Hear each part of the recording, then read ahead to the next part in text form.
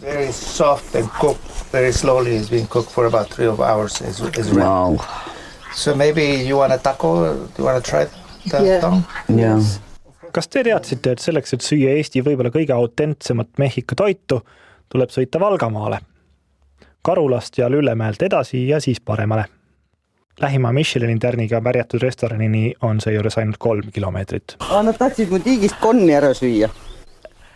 Üks käis pildistas rohekonna ja siis läks leitas Lenole, ütles, et ta tahab seda süüa. Ma ütlesin, et need on kaitse all, et rahvuspargis siin on kõik kaitse all. Et oli midagi ära sööta, siis vangi. Maal elu keeb. Siin on vanaema aed ja Leno takobaar. Selline nimi ongi. Vanaema ehk Tiia tegeleb pärandtaimedega ja Leno teeb takosid ja muid ägedaid Mehhiko toite. Ümberringi siblivad kanad ja hüppavad konnad või oli see nüüd vastupidi. Külastajaid käib kaugelt ja see ei tähenda üldse ainult Tallinnast, nagu Tiia meile telefonist näitab.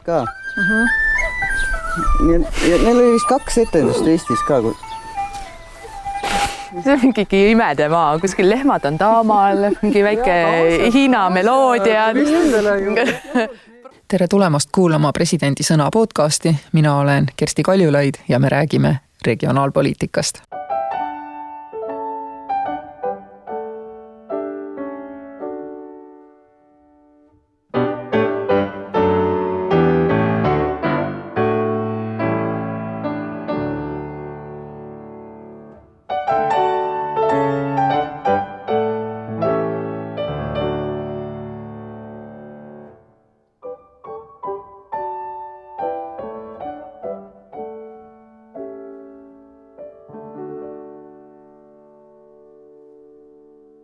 Ja mina olen podcasti toimetaja Mattias Tammet. Te umbes teate, kuidas see lugu algab. No, et 40. aastal elas ainult 33% Eesti inimestest linnades, nüüd 70%. Maal pannakse kinni koolid, postkontorid ja viiakse ära sularahaautomaadid. Lafka aga enam ei käi. Aga nagu ikka, siis see ei ole nii lihtne. Äkki peaks podcasti nimeks panema senise asemel hoopis teeme asju keerulisemaks koos Kersti Kaljulaidiga. Eesti mõistis on ääremaa kõik, mis jääb Tallinnast ja Tartust ehk kuldsetest ringidest väljapoole, ütleb ERR-i Võru korrespondent Mirjam Mõttus. Võtsime Mirjami ääremaale kaasa. Küsimus ongi ju selles, et sul on olla hea seal, kus on sinu koht. Ja see eeldab seda, et me peaksime teadma, kus on meie koht.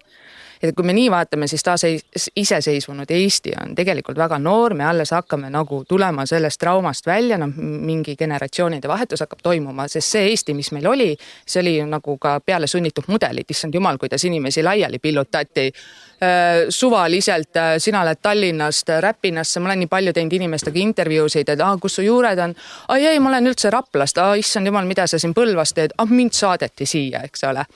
Et tegelikult meil ju ei ole olnud seda võimalust, et meil oleks ajalooliselt välja kujunenud nagu selline ilus tugev maaelu, nagu me näeme seda vanades Euroopa riikides. Ja ma väga sageli sõidan siin mööda Eestit, mitte enam mööda Lõuna-Eestit, vaid mööda Eestit, tänu oma siin me oleme saatele ringi. Ja ma ikkagi nagu suure südamevaluga ja samas väga tugeva vastikustundega mõtlen, et pagan küll.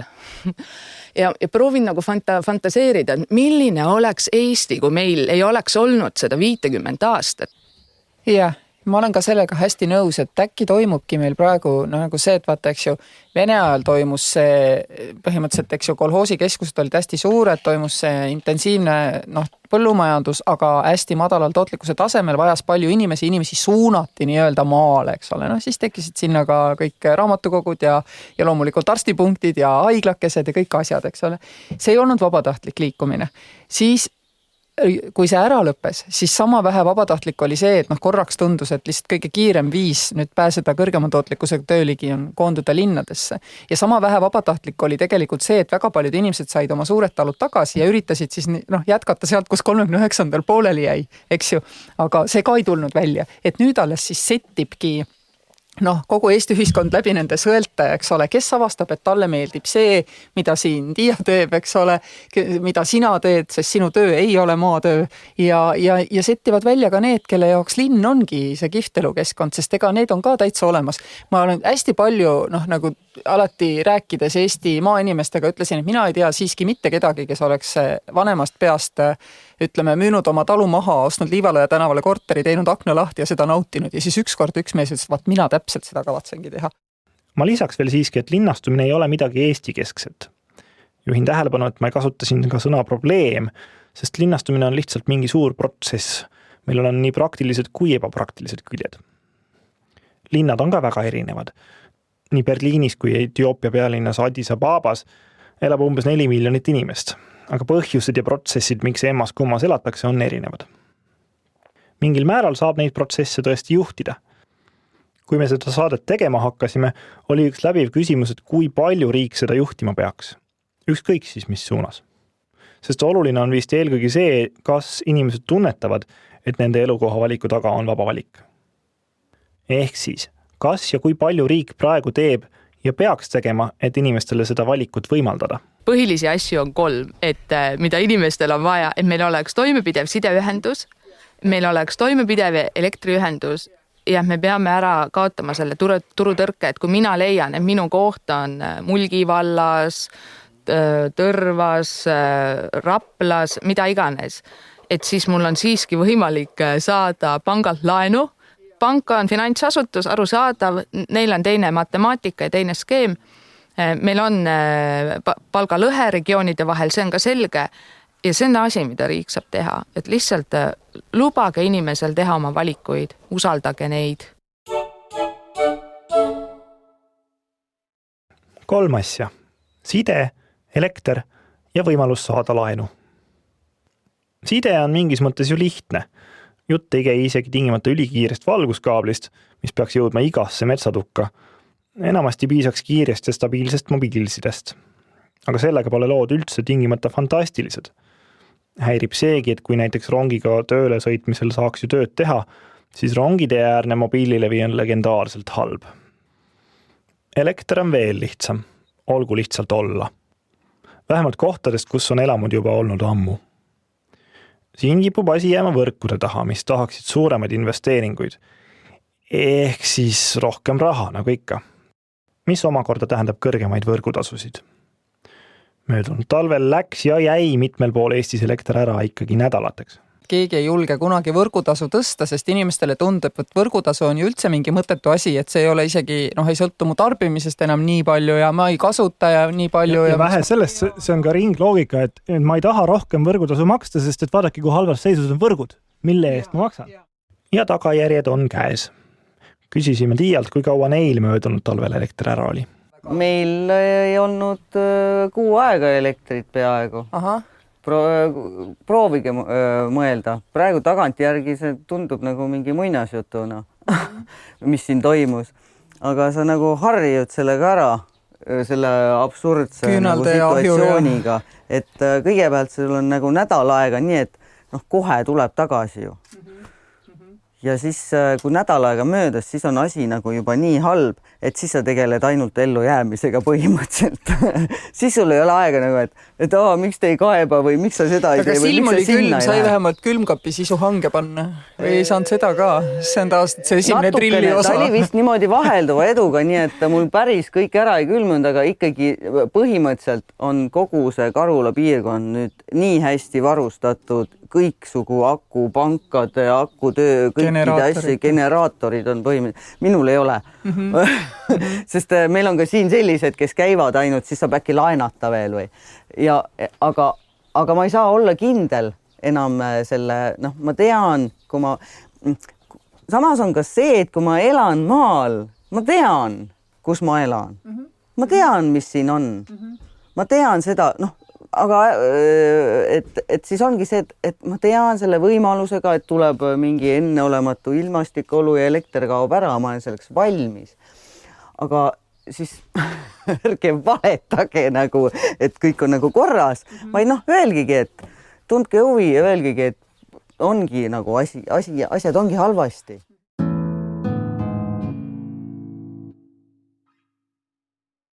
side ja elekter. Kolmas oluline element on võimalus saada laenu. Te teate küll seda loogikat. Kinnisvara ostmiseks või suureks renoveerimiseks vajab enamik inimesi pangalaenu. Seesama kinnisvara on pangale enamasti ka tagatiseks, juhuks kui laenu tagasimaksmisega tekib probleeme. Võib aga juhtuda, et panga hinnangul on maapiirkonnas asuv kinnisvara liiga vähe väärt, et sellest piisaks tagatiseks. Suurlinna kinnisvara ostmine ja renoveerimine on suhteliselt lihtne, sest nõudlus on suur ja see kinnisvara kõlbab tagatiseks küll. Aga väikelinnad ja maapiirkonnad? Eesti suurpangad asuvad peaaegu eranditult üksteisest paarisaja meetri kaugusel klaasist tornmajades. Ainult Swedbank on täna veel veidi kaugemal, aga kolib ka järgmisel aastal Olümpiahotelli kõrvale. Võite siis ette kujutada meie pettumust, kui kohtume Coop Panga direktori Margus Ringiga küll klaastornis, aga lift peatub juba teisel korrusel. Aga no võib-olla ongi vähem edev pank, ei tea. Meil on tegelikult 10 korrust siin majas ja siis minul ei ole kõige kõrgem korrus, minul on 9 korrus. Aga kliendikeskus on? Kliendid on esimene ja teine tegelikult. Meil oli kunagi nali see, et kui me siia majja kolisime, siis aktsionäride koosolekul aktsionär tõstab käes ja ütleb, et vabandage, miks te kolisite sellesse kallisse pilvelõhkusse, et see läheb minu taskust. Ja siis ma iga kord mõtlen, et mul tavaliselt ei tule need õied vastused niimoodi nagu, ma õhtul mõtled umbes, et issand oleks nüüd vastata nii. Ja siis ma ütlesin mingisugune sihukese lause, et me kolisime selle kalli maja 2 või 10 kõige odavamale korrusele. Okei, aitäh, istus maha. Meil on see esimesed 10 korrust on meie oma teada. Ühesõnaga, kuidas saada laenu, kui tahta kolida maale? Õnneks ei ole see uus teema ja riigil on teatud meetmed täiesti olemas. Nii ettevõtjatele kui eraklientidele. Näiteks Maaelu Edendamise Sihtasutus, lühidalt MES, pakub eluaseme kaaslaenu. See tähendab, et kui on vaja maal maja ehitada, osta või renoveerida, aga pank arvab, et tagatise eest julgevad nad välja laenata ainult osa maja minevast rahast, siis MES laenab kuni 100 000 eurot veel juurde. Ühtlasi tähendab see, et riik on mingis mõttes avanud oma panga. Pilootprojekt kestab esialgu aasta lõpuni. Tänavu juuni lõpu seisuga on kaaslaenulepinguid sõlmitud 62 tükki. Just 62, mitte 62 000. Oluliselt eelistatum peaks olema see, et kui on vaja abi, siis riik annab garantii. Versus see, et riik annab raha või mingisugust toetust. Et ikkagi, kui me tahame, et maa läks elu edasi, me näeme, et tagatis ei mängi välja, et sinna on nagu abi vaja, siis riik võiks, nii nagu täna Kredexid ja messid ja kõik käendavad. Aga mulle lihtsalt tundub, et see on õudselt nagu ajamahukas ja töömahukas, et inimene peab käima pangas, siis ta peab võtma selle Kredexi või messi, siis jooksma need 2 otsa kokku. Mul tunduks nagu praktilisem, kui see fond oleks, eks ju, pankade hallata, et ehk pangaliiduga koos või midagi moodi, et inimene läheb ikka ühte kohta ja siis vaadatakse pangas, et ahah, sul on siuke aadress on ju. Et sinu aadressiga sul on sellist garantiid. See on rohkem isegi, ma tean, et me ei ole kliendikast isegi seda kuulnud, et seda kriitikat, et ma pean 2 kohas käima, et see on kliendil täna nende garantiidega kõige suurem probleem, et tegelikult need on kallid. Et nende hind on kuskil vist seal mingi 3-4%, et see, kui Kredex annab sulle selle puudule osale garantii ja see on ehitatud, ma eile just uurisin oma majas, see on ehitatud sel põhimõttel Eestis, et see süsteem oleks ise tasuv, et nendest garantii hindadest peavad need võimaliku krediidikahjumid nagu ära kaetud olema. Et Euroopas kõigil riikidel ei ole niimoodi, et see on riigi otsustada ja see on täna, nagu ma eile küsisin, et mis on nendel headel äriprojektidel maal kõige suurem takistus, miks need ära ei juhtu, siis väga paljudel juhtudel see Excel ei jookse välja sellise garantii hinnaga. Et nagu ja siin on nüüd riigil siis see küsimus, et kas see süsteem peab ise tasuv olema või me nagu lubab see riik, et mingid kohas see garantiifond on siis nagu ka miinusega. Aga kui see Excel ei jookse välja selle garantii hinnaga, siis kas see põhjus on teiste muuhulgas ka see, et see näiteks tagatisvara maksumus on alati väiksem kui nagu rõngus, eks ole. Et see on suur põhjus, mitte see, et need projektid oleks väiksema tulususega nagu oma äriprotsessi. See ongi, et see garantii tuleb mängu just sel põhjusel, et see tagatis seal nagu ala rõngus on turuhinnas nagu nii väike, et meil ei ole tagatus. Me ütleme, et palun too meile nüüd nagu messi või Kredexi garantii. Nii, klient toob selle, aga ta peab sellest maksma kuskil 3-4%. Nüüd ta paneb selle kulu sinna sisse, et selle garantii lisaks laenu intressile peab maksma seda Kredexi tasu ja siis ütleb, et enam ära ei tasu. Ja see on puhtalt, et me lahendame sellega nõrga tagatise probleemi või madala turuväärtusega tagatise probleemi. aga see hind on liiga kõrge. Et see on lihtsalt eile kliendihaldurite kes küsisin, et kui te näete, et kas meil on mõni projekt jäänud maal tegemata, siis mis selle taga on? Siis nüüd, et valdav teema on see, et klient ütleb, et et siis ei tasu, kui ma pean maksma veel nagu mingi 3-4% sellelt garantiilt ära. Et ütles, et muidu, et kui sul on hea idee, sul on nagu see äriidee enda jaoks ära kalkuleeritud, me oleme läbi analüüsinud ja usume sellesse, et mis on takistuseks, et maal mitte teha. Ja siis veel huvitav on see, et vaata meie Coop Panga loos on see algusest peale, et hoiame elu igas Eestimaa nurgas, et me tegelikult tahaksime ja meil on võrk olemas, meil on isegi kontorid olemas, aga paraku reaalsus on see, et 2/3 meie ärist tuleb ikkagi Tallinnast, Tartust ja mõnest linnast veel ja siis on 1/3, umbes, et meil on sakrad lahti. Aga paraku sealt ei tule. Ja sina vaatad äri poolt, et need inimesed, kes on õnnetud, on tavalised inimesed, vaata, see ongi natuke ka, ma ei tea, kas see on õiglane, ebaõiglane, kuidas see peaks olema, et kui sa tahad renoveerida kortermaja või saada mingit muud toetust eraisikuna seal maapiirkonnas, siis sul on see nobedate näppude voor ja kogu aeg on rahad täis ja otsas ja sa ei saa, eks ole, et ettevõtetel on lihtsam ja ma olengi mõelnud selle peale tegelikult, et mina ei ole kindel, et see pidi õige asi on, et me ettevõtjatele neil ei ole kunagi seda probleemi, et on otsas ja nii, aga näiteks see korterelamute renoveerimise programm on täis, eks ju, nüüd lähevad need summad suureks, ilmselt see probleem kaob ära, aga tavainimesel võib-olla on see rohkem, aga ettevõtete puhul ma olen nõus. Ja teistpidi ongi, et sellele erakliendile, et summad on väiksemad, tehinguid on rohkem, et seal see protsessi, ütleme kiirus või vuramine on veel olulisem, et kui sa ehitad ühte tehast siin kuskil Suure-Jaani külje alla, et küllap saab hakkama ka sellega, et need käendused ja need ja käia rääkida siin, rääkida seal, aga kui sul on sajad ja tuhanded ja kodud ja perekonnad, et seal on tõesti et see protsess peaks vurama nii, et klikk ja tuleb leping. Ja see ei ole nii, jah. Natuke on vist ka sisse ehitatud see, et ettevõtja on ettevõtlik, eks ole, et ta peabki olema aktiivne, tegutsema asjadega, aga korteriühistu esimees ei pea olema. Ja see on palju juhuslikum, eks ole, et kas ta suudab selle projekti kokku kirjutada või mitte. Aga nendel oleks ilmselt küll abi, kui pangad selle standardiks ära ja saaksid lihtsalt selle garantii, eks ole. Eraklient ja panganduses selline asi, et kõige lihtsam inimene on kõige kuldaväärsem klient, sest et tema soov oma laenud korralikult ära teenindada on kõige suurem. Ja see on ka see, et miks et kui vahest arvatakse, et maainimesele laenamine on risk, siis tegelikult numbrid seda ei näita. Et maainimene tegelikult, et kui ta on selle laenu kätte saanud, et tõesti, et tal need tagatised asjad, need probleemid on ära lahendatud, siis ta pärast teenindab seda laenu korralikult. Et kui meil need väga vähesed kodud, mis meil üldse kätte jäävad, need on ülivähe, meil on kuskil 10 000 kodu laenu väljas ja meil on sellel aastal jäänud kuskil niimoodi, millega me tegelema hakkad kuskil 20 kodu. Ja nendest enamus on majad ikkagi linnades ja just nimelt majad linnades, et mitte korterid.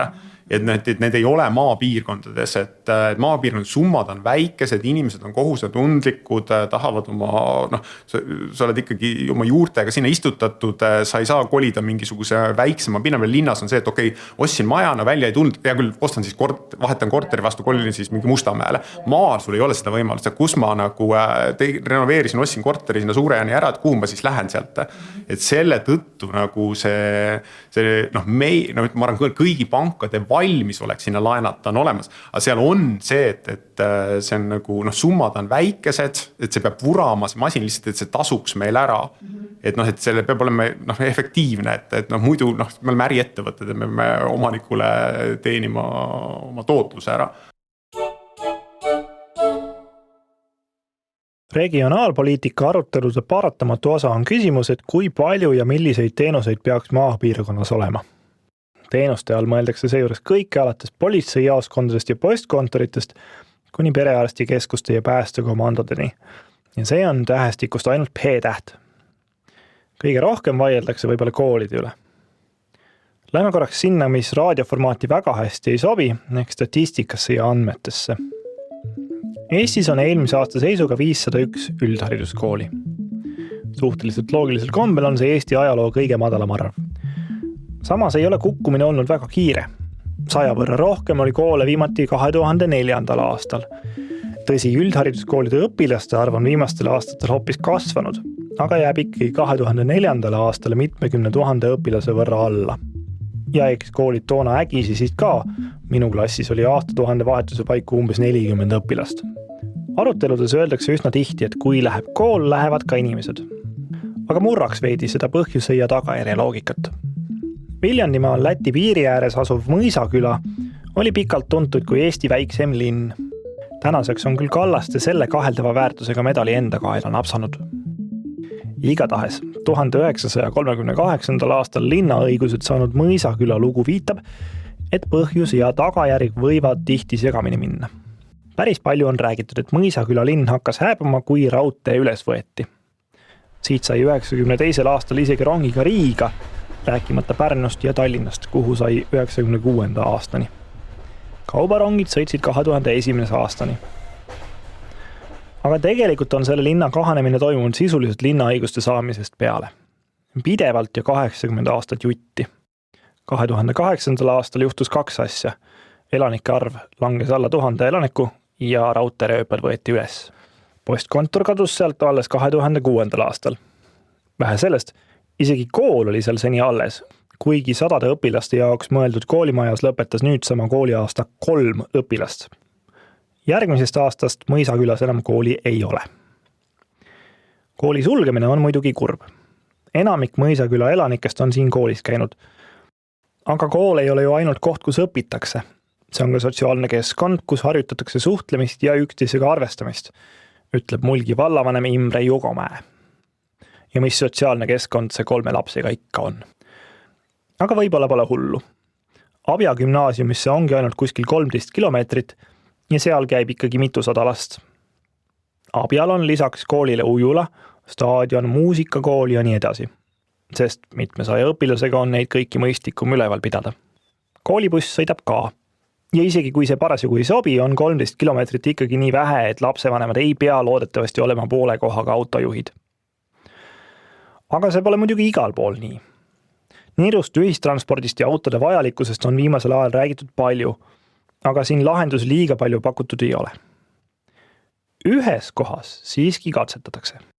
Nüüd otse, siin on saun, nagu see kuulus, ma ei tea, kas president on sinna sattunud. Täpselt. Madis Kallas on selle saate jaoks eriti mugav intervjueeritav. Regionaalminister, aga endine, nii et saab avatud kaartidega rääkida. Elab ikka Saaremaal, aga tööl käib Riigikogus, nii et isegi mikrofoni pole vaja tassida kaugemale kui mäe otsa. Ainult vihmasadu tümitab aknalauda. Mina olen ühe korra. Ma olen seal käinud vahemikus 99–2001, siis kui peaminister veel selles majas istus. Siis olid ka tema nõunikud veel võimalus käia ja vaadata, kuidas härrad Varek ja Savi tõmbasid rätikud ümber ja kimosid saali hääletama. Mul on siin kohe. Sul on eriti käepärane. Mul on selles mõttes täitsa hea koht tõesti. Ühtlasi on ta olnud Kuressaare linnapea ja Saaremaa vallavanem. Ja Saaremaal juhtub mõnikord tõesti põnevaid asju. 3 aastat tagasi alustas Saaremaa vald nõudluspõhise transpordi pilootprojektiga. Mõte on selles, et buss sõidab mõnikord peatusest peatusesse täitsa tühjalt. Aga sõitmata ju ka jätta ei saa, sest et äkki keegi ikkagi tuleb. See pole muidugi uus probleem ja Euroopas on alternatiivseid süsteeme katsetatud juba 100 kohtades. Eestis on katsetandriks saanud miskipärast just Saaremaa. Esimene oli nii, et sisuliselt inimene tellis 24 tundi ette endale siis selle auto punktist A punkti B minekuks ja tagasi. Ja nüüd uus on see, et sisuliselt siis rääkides nüüd konkreetse Saaremaa näitel on Sõrve piirkonda ära kaetud nii, et bussid sisuliselt sõidavad Salmeni ja sealt edasi lähevad oma ringidele ainult sellisel juhul, kui sealt on tulnud siis tellimus. Muidu nad ei lähe. Et see on selline nagu pool varianti sellest, et ja öeldakse, et kui tellimusi tuleb rohkem kui 40% kordadest, siis tasub bussil juba kogu aeg käia. Sest buss on ikkagi palka maksan bussijuhile, bussiliisingut niikuinii makstakse, buss peab hoidma ennast konditsioonis seal Salmel, et siis juba tasub tal niisama käia kogu aeg, kui see reiside arv on alla 40% igapäevaselt, siis tal tasub oodata ja kui see kõne tuleb, ta läheb alles siis ringile. ta ei ole kokkuhoiu koht, et me kahjuks või õnneks sealt kokku ei saa hoida, aga mida me saame, ongi see, et võib-olla tulevikus tekivad mingid teised harjumused ja noh, selleks pilooti tehaksegi, et me käivitame seda juba 2 aastat, noh nüüd vist said lepingud allkirjastatud ja lõpuks see surve, kuna ta on kinnine territoorium ka, seal saab seda nagu testida, et võib-olla ta hakkab kuidagi tööle, aga mina väga ootan neid tulemusi, et kas inimesed julgevad helistada, sest see vale häbi kuidagi, et kas minu pärast nüüd tuleb suur buss siia, et siis inimene pigem, noh, me teame nagu eelmise korra näiteid, et kas tõesti ma võin helistada ja see auto sõidab minu pärast Lümandasse Kuressaarest, noh, et selle peaks kuidagi nagu ära murdma, et kui sul on vaja minna, siis sa lähed ja sa ei pea seal midagi ütlema, et sa käid iga päev arsti juures, et siis sul süda rahul, et olgu, et siis ma võin nagu kasutada seda, et Need, kes on nõudlikud, neid me kuuleme kogu aeg, aga tegelikult valdav hulk maarahvast tõenäoliselt ootab vaikselt 4 nädalat ilma elektrita, nagu mulle Karulas räägiti, eks ole. Suurt midagi ei läinud kuskile nõudma. Ja ei minu pärast küll nüüd see bussi tulema hakata, ei, küll ma saan hakkama, siis ta jääbki sinna koju, jääbki sinna kinni, sotsiaalset suhtlust enam ei ole, noh, seda tahaks ka vältida kuidagi, et see ongi sellepärast, mina ütlen ka, et kuidas me saame inimeste selle nagu usu ja julguse anda, et helista, see ongi sinu pärast see teenus tehtud. Paljudest meie vestlustest kõlab läbi, et maal on inimestel aega üksteisega tegeleda, üksteist aidata ja üksteist märgata. Ja märgata, kui kellelgi on abi vaja. Linnas tekib veider anomaalia, et inimesed on küll üksteisega tihedalt koos, aga ei märka üksteist. Mina ei tea, kaua minu naaberkorteris on keegi pikali maas olnud erinevalt Saaremaast või Võrumaast või kus iganes, kus me teame tegelikult oma naabrid. Mina ka tean oma ikkagi selle külanaabrid, me enam vähem tean ära, kuidas seal nagu asjad toimivad. Tallinnas, ei tea. Jaa, kusjuures Tallinnas tegelikult on ka need teenused täitsa olemas, aga sa pead otsima selle kodulehe pealt selle õige koha, kuhu sa helistad või kirjutad ja siis sa võib-olla oled valesse kohta kirjutanud ja siis nad ütlevad, et tuleb teise kohta minna ja ma tegin seda siin ise ja olen ka teiste inimeste käest kuulnud, kes on just proovinud eakatele abi saada, et siin ikkagi tundub sulle, et sa seisad silmitsi tohutu bürokraatliku nagu masinavärgiga, aga mitte Mallega, keda ma tean küll, ma laulan taga koos ühes laulukooris. Aga kust hakkavad ikkagi probleemid pihta on see sama näiteks, et meie räägime oma kogemustest või teie olete nagu kuskilt kuulnud või näinud või saanud. Et pigem mina ütlengi, et praegu siin majas on ka, hea on, et siin on ikkagi veel neid maapiirkondades ka Riigikogu liikmeid, aga tavaliselt mulle tundubki või üldiselt hakkab juba Eestis see nagu see nii suur ülekaal hakkab tulema nende inimeste peale, kes on valitud siis Harjumaalt või suurtest piirkondest ja see tunnetus kaob ära.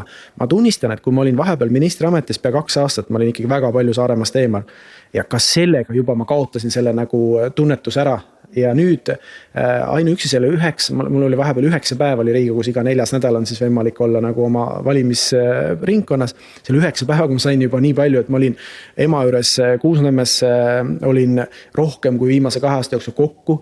Juba tekkis külas, kuidas tellitigi sama kala näide, keegi käis kalal, ütles, et kuule, et kas te tahate saada, et toome siis juba ema jagas seal küla peal laiale, kes tahab. Siis oli seal tulnud, keegi murdis reie luua, oli tal vaja siis koera söötmas käia. Kohe tunnet, et hoopis teistmoodi seda. Siis, ja vaata, see ongi see, et kuidas saada seda tunnetust siia majja, Mirjami näide, super, mina ka nagu alati kiidan ta neid artikleid asju. Jälle elab seal koha peal, tunnetab seda asja ja toob selle nagu ERR-i eetrisse siis, et see on see, mida ma ise nagu praegu näen, et me vaidleme ka selle nii-öelda tulumaksu muudatuse osas siin inimestega, kes tegelikult, ma ei tea, elage, te peate elama aasta aega seal, et muidu ei saa aru sellest.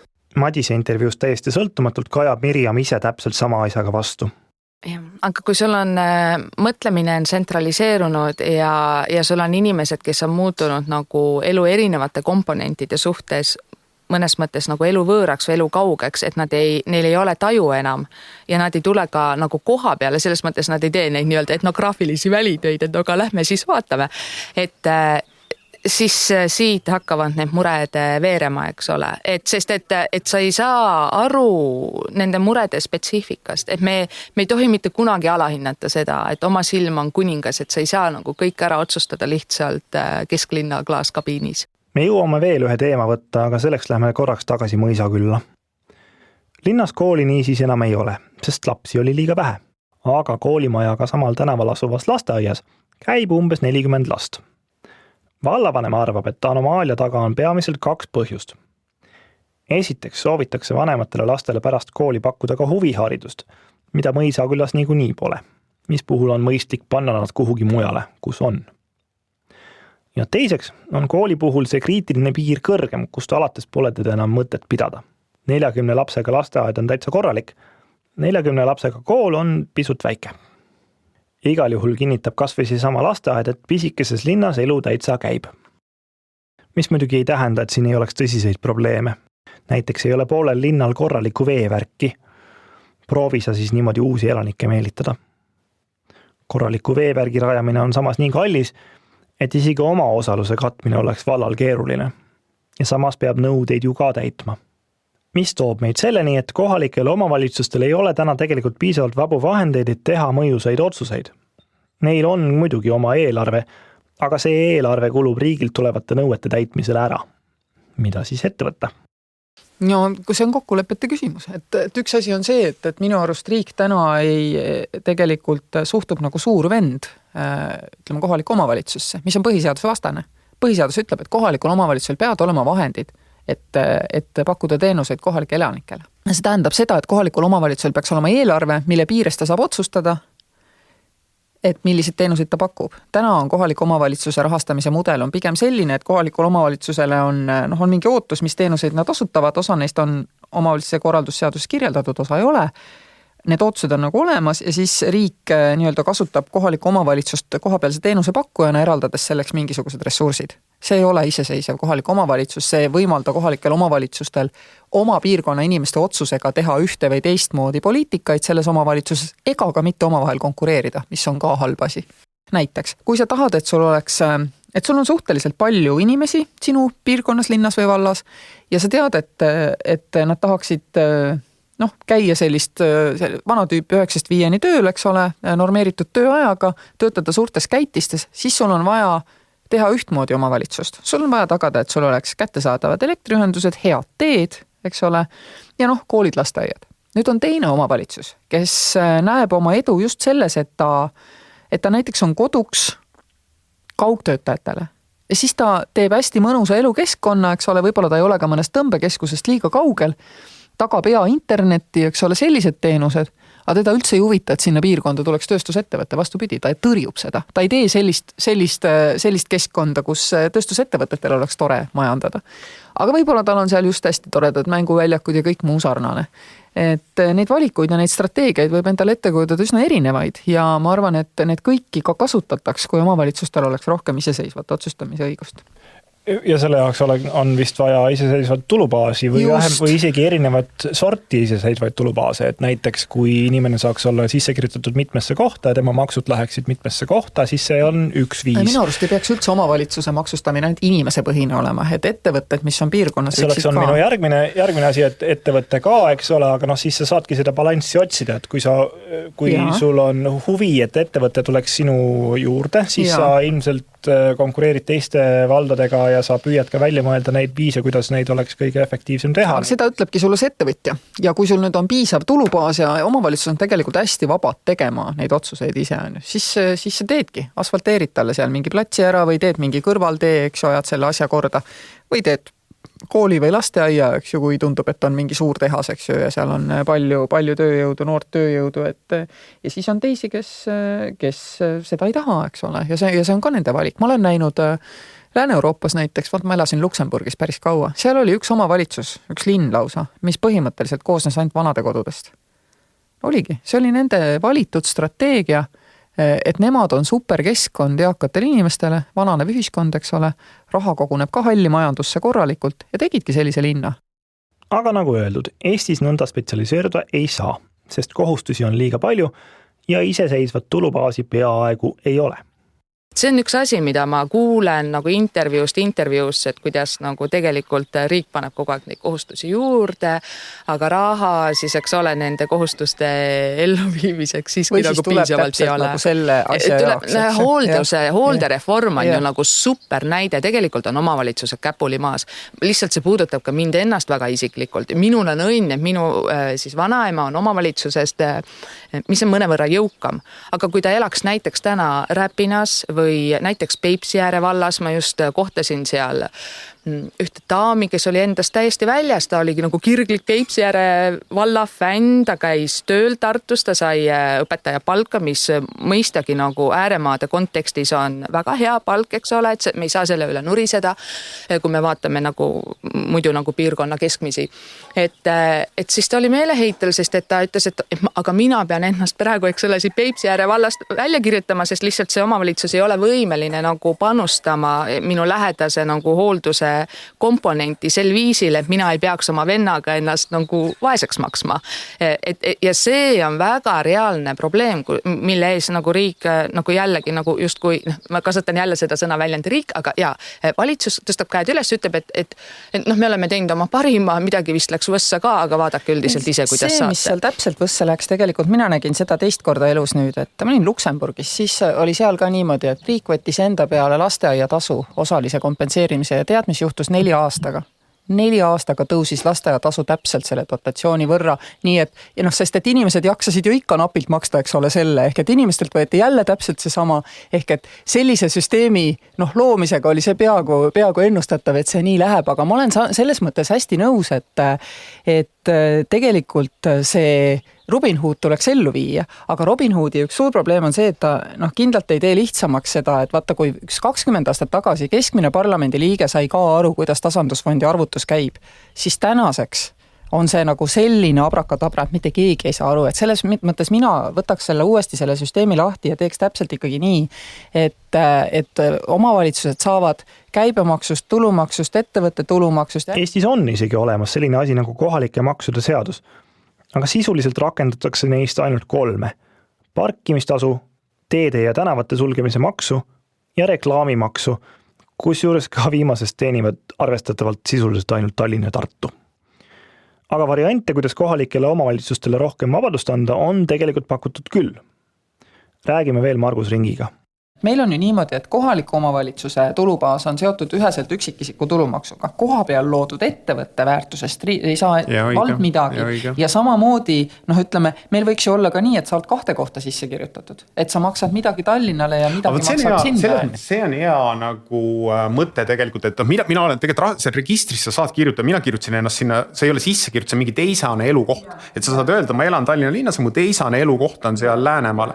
Et see registris on mul olemas, aga selles mõttes ma arvan, see on päris nagu hea mõte, et seda minu tulumaksu võiks ka mingis osas splittida, kui ma olen öelnud. Tegelikult, sest mida me ka näeme, et see teisane elukoht on järjest rohkematel inimestel. Tänapäeval ei loogi võib-olla iga selline tootmisliin ju neid töökohti nii tohutult on ju, aga ta tekitab käivet. Samamoodi minust võiks jääda külapoe, kui nad suudavad suvel tublid olla väikse kohvikuga teenida, see käibemaks ei võiks sinna valda jääda osaliseltki.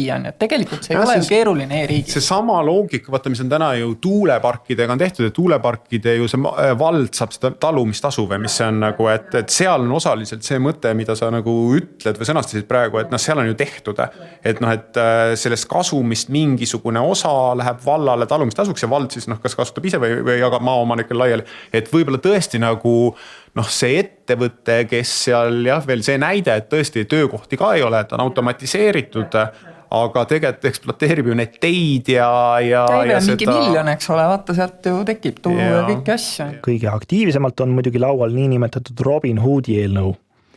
See ei ole just pööraselt radikaalne. Jutt käib lühidalt sellest, et seni laekus 2,5% pensionitelt makstavast tulumaksust kohalikule omavalitsusele, aga edaspidi laekuks 10%. Samuti laekub praegu omavalitsustele 12% füüsilise isiku maksustatavast tulust ja see omakorda langeks ka 10%-ni. See kõik tähendaks, et esiteks suunatakse raha rohkem sinna, kus on rohkem eakaid inimesi ja teiseks jääks raha natukene vähemaks seal, kus on rohkem jõukaid inimesi. Eelnõu on Riigikogus, mis on puhkusel ja seda arutatakse edasi sügisesel istungjärgul. Aga jutt on ikkagi praeguse süsteemi sees ümberjagamisest, mitte iseseisvast tulubaasist. Õnneks oleme mikrofoniga külas Madis Kallasel, kes on üks eelnõu eestvedajatest. aga kas see ikkagi nagu me võiks liikuda sellelt keeruliselt valemipõhiselt arvestuselt, sul on siin üks triibuline tabel ka ees ja et sinnamaani, et vähemalt vallad ja omavalitsused tunneksid, et see tulu, mis nende piirkonnas on loodud, toodab ka nagu nende rahakotti midagi natuke rohkem kui see üksikisiku tulumaks. Et see minu vana mõte, et miks ei võiks siis seal piirkonnas tekkinud käibemaks ja teised maksud osaliselt jäädagi sinna piirkonda, et omavalitsusel oleks ka huvi, et oleks tööstust ja ettevõtlust ja, sest just tööstuse osas me näeme, et meil on hullem nimbi kui kuskil mujal ja võib-olla siin on see põhjus, et omavalitsusel on ikka üsna vähe saada. Moodne tehas võib müriseda, uriseda ja sinna käib kaup, tuleb ja läheb, see on väga kole, aga töökohti on võib-olla 5. Minu ütleme esialgses projektis meil oli sees, et ka juriidilise isiku tulumaks hakkab tulevikus laekuma kohalikule omavalitsusele, sest see on nii-öelda törripõhine, töötajate registripõhine, täpselt seda eesmärkid täidaks. Ka tööandjate keskliit, kõik olid nõus sellega, et teeme ära. Siis ütles Rahandusministeerium, et meie ei suuda seda kontrollida.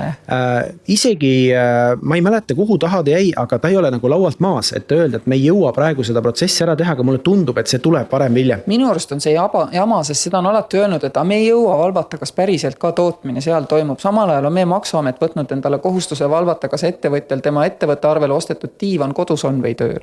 Nii et see on tegelikult on see ettekääne.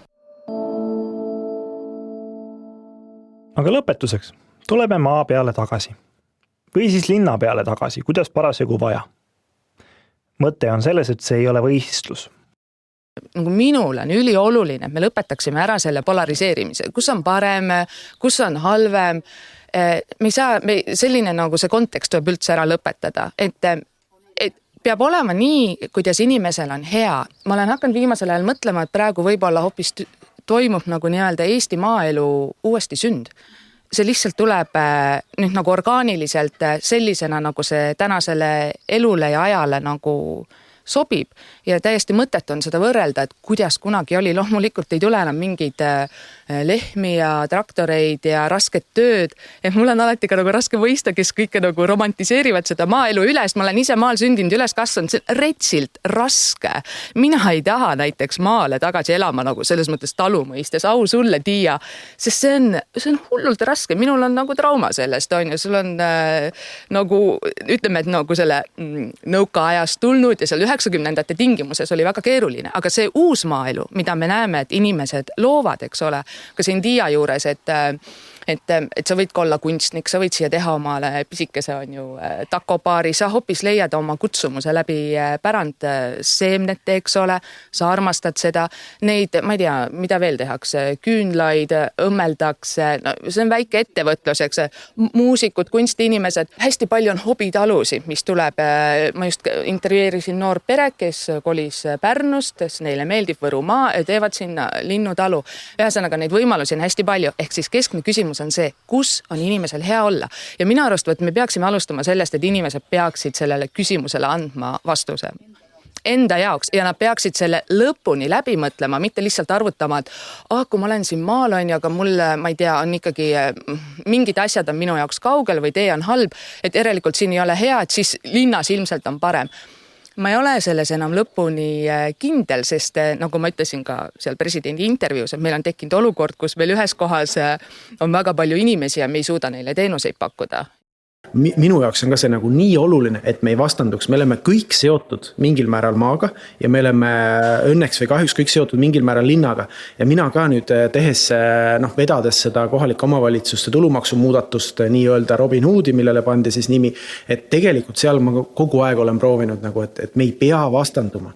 Et see nagu takistab esiteks selle protsessi edasiliikumist ja tegelikult seda mulle ütles ka väga üheselt ja selgelt Marju Lauristin, professor, kes ütles, et see on praegu, tema näeb kõige suuremat ohtu Eesti nagu edasiliikumisel just selles, et nende kahe poole, kes ei peaks olema kaks eraldi poolt, nende vastandumine ja selles mõttes ma arvan, see on üks teema, mida me võiks kuidagi nii mõista, et maainimesed peavad mõistma linnainimesi ja vastupidi, et lõpuks see Eesti on nii pisike, me kõik oleme nii läbi põimunud, kõik me tahame suvel minna maale, kõik me tahame käia linnas shoppamas teatris, et proovime siin kuidagi seda nagu niiviisi tasakaalukalt teha, et ka see maapiirkond jääks ellu, aga samal ajal mitte muuta tampides siis kõiki linna otsuseid.